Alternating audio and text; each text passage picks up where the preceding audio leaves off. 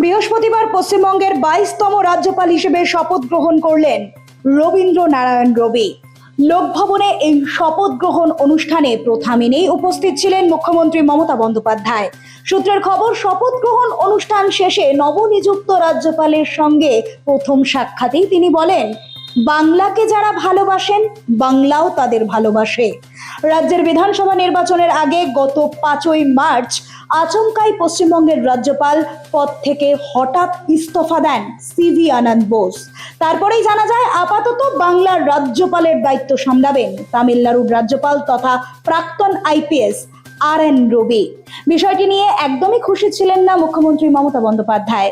বোসের পদত্যাগ এবং নতুন রাজ্যপাল নিয়ে যথেষ্ট সংশয় প্রকাশ করেছিলেন তিনি। তবে লোকভবনের টোন হলো নতুন রাজ্যপাল আর.এন. রবির শপথ বাক্য পাঠের জন্য তিনি প্রস্তুত হলেন। শপথ নিলেন আর.এন. রবি, পাশাপাশি হস্তাক্ষরও করলেন রাজ্যপাল আর.এন. রবি। হিন্দি ভাষায় শপথ নিয়ে নজির করলেন রাজ্যপাল আর.এন. রবি। নোবেল বাংলা।